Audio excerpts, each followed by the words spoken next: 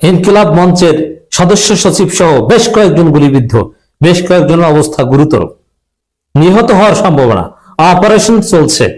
ওসমান হাদির মতোই অবস্থা, কিন্তু ওসমান হাদির মতো এত হেভিওয়েট না হওয়ার কারণে মুহূর্তের মধ্যে তোলপাড় সৃষ্টি হয়নি। সাদিক ক্যামেরা বা বড় বড় ফিগাররা ফেসবুক পোস্ট না দেওয়ার কারণে ওইরকম তোলপাড় সৃষ্টি হয়নি, কিন্তু ঘটনা কিন্তু সেম। গুলিবিদ্ধ হওয়ার ঘটনা ঘটেছে, মাথায় গুলি লেগেছে, মাথার উপর আঘাত করে পরিকল্পিতভাবে পিটিয়ে মোবাইল ফোন ছিনতাই করে নিয়ে যাওয়া হয়েছে। কারা করেছে? রাষ্ট্র করেছে, সরকার করেছে, সরকারি বাহিনী করেছে, সেনাবাহিনী, পুলিশ, এরা করেছে।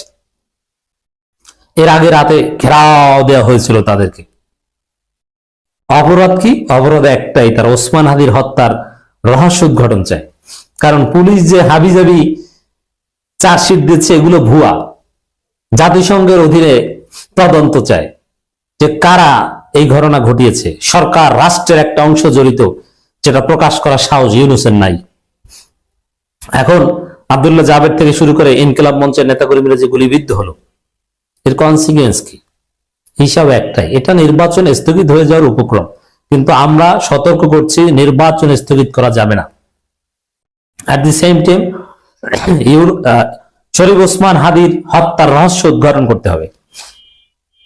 কোনো একটা ছাড় দেওয়া যাবে না, নির্বাচন টাইমলি হতে হবে। তবে রাকসু ভিপি মারাত্মকভাবে আহত, রক্তাক্ত। শরীফ ওসমান হাদির স্ত্রীকে অপমান, লাঞ্ছিত করা হয়েছে। যে শরীফ ওসমান হাদির স্ত্রীকে কেউ দেখে নাই, তিনিও বাধ্য হয়েছেন এখন রাজপথে নামতে। ডাকসু নেত্রী ঝুমা, ইনকিলাব মঞ্চের নেত্রী, তাকে আওয়ামী স্টাইলে অপমান করা হয়েছে, লাঞ্ছিত করা হয়েছে, শারীরিকভাবে আঘাত করা হয়েছে। এখন এরকম হেভিওয়েট ফিগার জুলাই যোদ্ধাদের নির্বাচনের কয়েকদিন আগে পিটিয়ে গুলিবিদ্ধ করে, আল্লাহ না করুক কেউ যদি শহীদ হয়, শহীদ করে বাংলাদেশে নির্বাচন করবে? Is it possible? ইনকিলাব মঞ্চ অলরেডি বলেছে যে সবাই রাজু ভাস্কর্যে আসেন। তারা ঢাকা বিশ্ববিদ্যালয়ের কর্মসূচি দিয়েছে। এখন সারা বাংলাদেশের লক্ষ লক্ষ মানুষ যদি ইনকিলাব মঞ্চের সাথে সংহতি প্রদর্শন করে, রাজপথে নেমে আসে, যদি বলে যে ওসমান হাদি হত্যার কারা করেছে, ডিজিএফআই না কে জড়িত, কোন উপদেষ্টা, না তারেক জিয়া জড়িত, না কি, 4 জন উপদেষ্টার গোপন মাল জামাতের হাতে, এগুলো ফাঁস করে দিলে তখন বুঝবেন খেলা কাকে বলে। এখন ওসমান হাদিকে হত্যা কারা করেছে, সরকারের কোন উপদেষ্টা জড়িত, এটা স্পষ্ট যে আওয়ামী লীগ বা সাধারণ কোন শুটাররা তাকে খুন করে নাই। ওখানে আওয়ামীপন্থী শুটারকে ব্যবহার করা হয়েছে। সে কোথায়, ওটা ওই রাষ্ট্রের একাংশের সহযোগিতায় পালাতে পেরেছে। কিন্তু এমন কেউ জড়িত এখানে, অ্যাজ ইট ইজ সাগররুনি হত্যাকাণ্ড, যার নাম ইউনূস সরকারও নিতে পারে না, হাসিনাও পারেনি, এমন কে হতে পারে হত্যার সাথে জড়িত যার নাম ইউনূসও নিতে পারেন, হাসিনাও পারেনি? কয়েকশো বার চার্জশিট দেওয়ার ডেট পাল্টে গিয়েছে, কিন্তু সাগররুনি হত্যাকাণ্ডের মামলার চার্জশিট দেওয়া যায়নি। আর এখানে ওসমান হাদির এটা একটা নাটক করার চেষ্টা করা হয়েছিল, কয়েকজন লোককে অভিযুক্ত করে একটা দেওয়া হয়েছিল, কিন্তু এইসব চার্জশিট জাতি খায়নি, মামলার বাদী গ্রহণ করেনি। এখন জাতিসংঘের অধীনে তারা তদন্ত চাচ্ছে, এর মানে আসল কালপ্রিটকে বের করতে হবে। কিন্তু সরকার বিষয়টা ডিল করতে যে ভুল করেছে, সরাসরি গুলির মতো সাউন্ড গ্রেনেড এবং যেভাবে গুলিবিদ্ধ হয়েছে, তাতে কেউ একজন নিহত হলে আমার মনে হয় না যে নির্বাচন হওয়ার পরিস্থিতি থাকবে। জামাত নেতাকে হত্যা করে পার পেয়েছেন, কিন্তু ইনকিলাব মঞ্চের কাউকে হত্যা করে পার পাবে না। পরিস্থিতি সামাল না দিয়ে, সবকিছু স্বাভাবিক না করে নির্বাচন করতে পারবে বলে মনে হচ্ছে না। অতএব আমরা সন্দেহ সংশয়ের মধ্যে আছি, উদ্বেগজনক সময় পার করছি। দর্শক এখানে দেখেন, রিয়াদুল ইসলাম যুবা নামের একজন ইনকিলাব মঞ্চের কর্মী, তার মোবাইল পুলিশ নিয়ে গেছে এবং এখানে ওরা সন্দেহ করছে যে এই মোবাইল ফোন নিয়ে আর এক অঘটন ঘটাতে পারে, ব্ল্যাকমেইলিং এর ঘটনা ঘটতে পারে।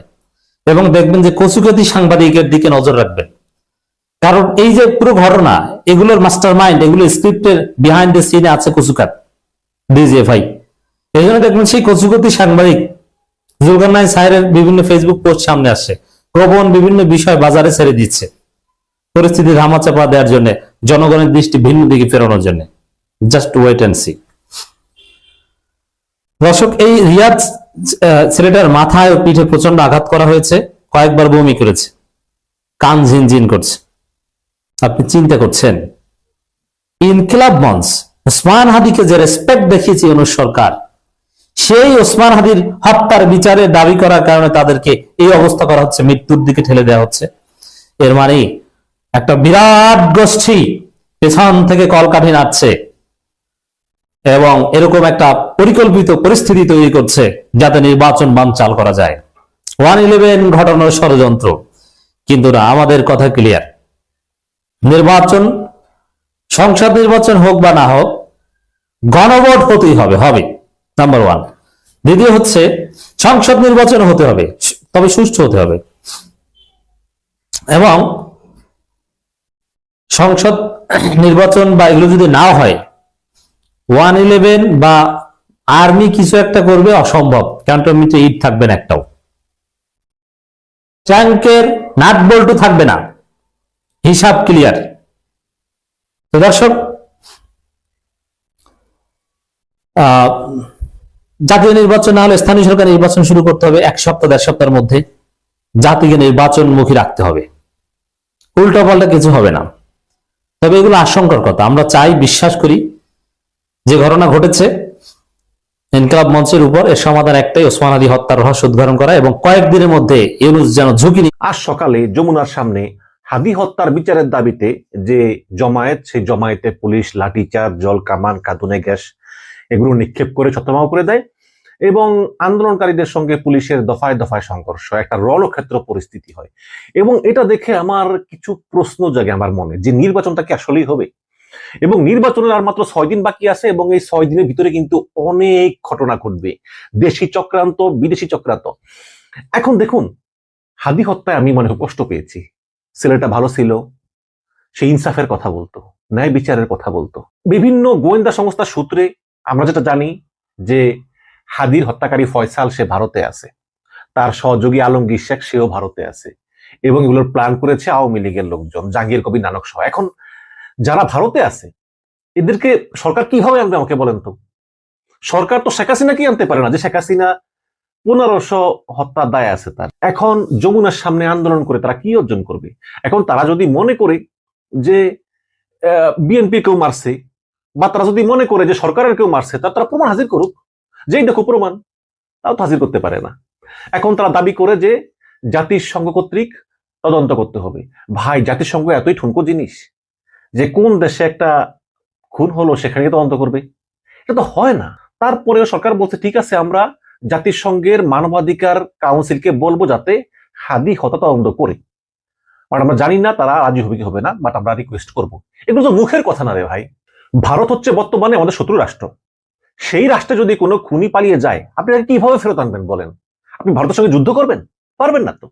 তারপরেও হাদির ভাইকে বার্মিংহাম দূতাবাসে চাকরি দিয়েছে, তারপরে 1 কোটি টাকা নগদ, 1 কোটি টাকা ফ্ল্যাট, এখনো দিয়েছে কিনা জানি না, বাট দেওয়ার তো কথা।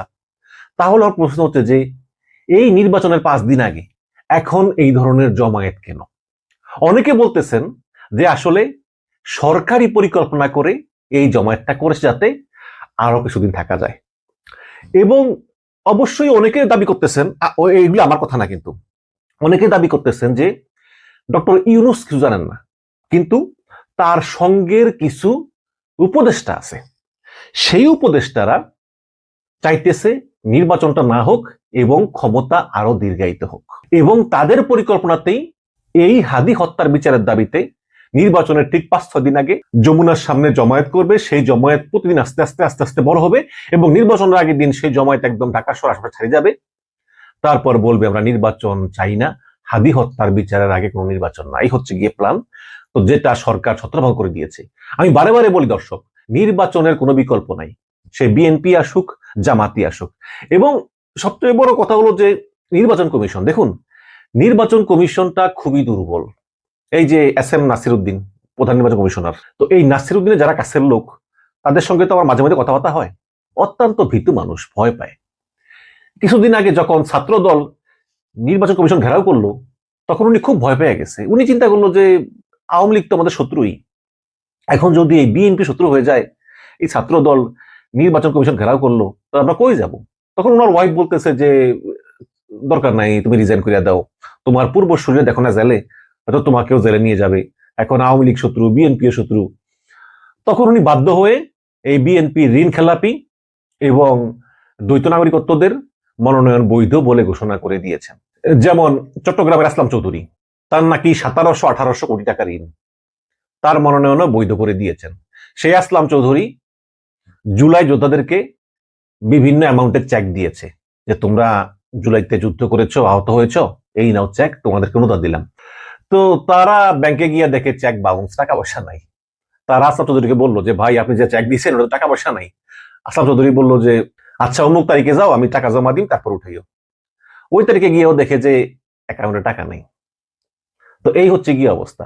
তো এইসব এই আসলাম চৌধুরী, বিএনপি নেতা আসলাম চৌধুরীদের মতো লোক, তারা সংসদে গিয়ে দেশ ও জাতির কি উপকার করবে আমাকে বলেন তো?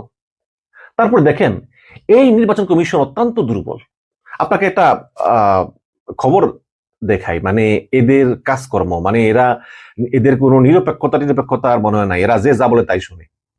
সরকার কিন্তু নির্বাচন কমিশনের উপরে কোনো প্রভাব বিস্তার করে না, প্রভাব বিস্তার করে দলগুলো। এখন কোন দলের কথা এই কাজটা করছে আমি জানি না। এখানে দেখুন খবর, এবারে নির্বাচনে পর্যবেক্ষক নিয়োগ দেওয়া হবে মোট 55,454 জন। আমরা তো জানি যে আওয়ামী লীগের আমলে সেই নাজমুল হাসান কলিমুল্লাহ, তারপরে মাওলানা আবেদ আলী, এরা এই ভুয়া পর্যটক নিয়োগ করে বলতো নির্বাচন অত্যন্ত সুষ্ঠু হয়ে যাচ্ছে। এমনকি যারা বিদেশি নাগরিক আসতো বেড়াতে, টুরিস্টে, তাদেরকে টাকা দিয়ে বিদেশি পর্যটক বানিয়ে দিত, বলতো হ্যাঁ কানাডার পর্যটক, তো সে জানেই না কিছু। বলবো ওই বিদেশি নাগরিককে বলতো তুমি শুধু বিভিন্ন কেন্দ্রে যাইবা আর হাসবা আর মুখ লড়াইবা, এতেই হবে।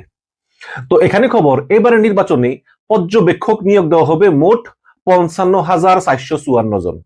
এর মধ্যে পাশা নামের একটি এনজিও দিবে সবচেয়ে বেশি 10,559 জন, মানে মোট পর্যটকের প্রায় 19%। দ্বিতীয় স্থানে যারা আছে তাদের অনুমতি 3,561 জন। ইন্টারেস্টিংলি এই পাশা এনজিওর কর্মী মাত্র একজন, উনি হচ্ছে নির্বাহী পরিচালক সৈয়দ হুমায়ুন কবির। এই এনজিওর প্রধানের অফিসও কিন্তু ওনার বাসার ড্রয়িং রুমে। আরো রহস্যের বিষয় হলো এই পাশা নির্বাচন কমিশনের নভেম্বরের প্রথম ধাপের নিবন্ধন তালিকায় 66টি সংস্থার মধ্যে না থাকলেও পরবর্তীতে 15টি সংস্থার সঙ্গে নিবন্ধন পায় ডিসেম্বরে। মানে প্রথম ধাপে তাদের অবস্থান ছিল 67। পরবর্তীতে নির্বাচন কমিশন যাচাই বাছাই করে 15টা এনজিওকে সিলেক্ট করে, তার ভিতরে এই পাশা একজন। প্রশ্ন হলো ঠিক কোন ক্ষমতাধরের ইশারায় মাত্র একজনের এনজিওকে 10,000 জন পর্যবেক্ষক দেওয়ার অনুমতি দেওয়া হলো, আর ঠিক কাদেরই এখন এই 10,000 জন হিসাবে ভোটের মাঠে অ্যাক্সেস দিয়ে রাখা হবে? মানে আমি জানতে চাই যে আসলে এটা কোন দল, এটা বিএনপি নাকি জামাত? কাদের চাপে একটা নাম সর্বস্ব এনজিও, যার মালিক ছাড়া আর কেউ নাই, যার ড্রয়িং রুম হচ্ছে বাসা, তাকে অনুমতি দেওয়া হলো 10,000 পর্যবেক্ষক নিয়োগ দেওয়ার? এবং এই 10,000 পর্যবেক্ষক কিন্তু ভোট কেন্দ্রে অ্যাক্সেস পাবে, তারা গিয়ে সেখানে কি করবে এটা হচ্ছে দেখার বিষয়। নির্বাচন নিয়ে কিন্তু দর্শক বহুমুখী ষড়যন্ত্র চলতেছে এবং সোশ্যাল মিডিয়া ইনফ্লুয়েন্সারও কিন্তু দুভাগ হয়ে গিয়েছে। দেখুন তারেক রহমানের সমালোচনা আমরা করতেই পারি, বাট আমি তো দেখেছি 17 বছর, উনি ভালো মানুষ, ফ্যামিলি মানুষ, উনি এত প্যাচগোছও বোঝে না, আবার বেশি মানুষও পছন্দ করে না, নিরিবিলি। এখন তো নির্বাচন করে রাজনীতি করে অনেক মানুষ থাকে, সহ্য করতে হয়। ওনার যে ফ্যামিলি কার্ড, কৃষি কার্ড, এগুলো কিন্তু ওনার প্ল্যান কিন্তু ভালো, ওনার প্ল্যান কিন্তু ভালো, উনি চায় আসলে জনগণের কল্যাণ করতে। এখন বিএনপির মাঠ পর্যায়ে চাঁদাবাজি, দখলদারি এগুলি তো আছেই। এখন উনি আসলে কতটুকু কি করতে পারে সরকার এলে সেটা দেখার বিষয়, বাট ওনার নিয়ত কিন্তু সৎ। এখন বিভিন্ন জায়গা থেকে তারেক রহমানকে হরদম পচানো হয় যে এই করছে সেই করছে, আবার বলে খাম্বা, বাই খাম্বার সঙ্গে তারেক রহমানের কোনো সম্পর্ক নেই, এগুলো হচ্ছে আওয়ামী লীগের বয়ান। এই আওয়ামী লীগের বয়ানগুলো এই জামাতের কিছু লোক এখন বিএনপির উপর চাপাচ্ছে, আবার পাশাপাশি বিএনপির লোকগুলো আওয়ামী লীগের বয়ান জামাতের উপর চাপাচ্ছে। 71-এর রাজাকার জামাতকে বলতেছে, এগুলো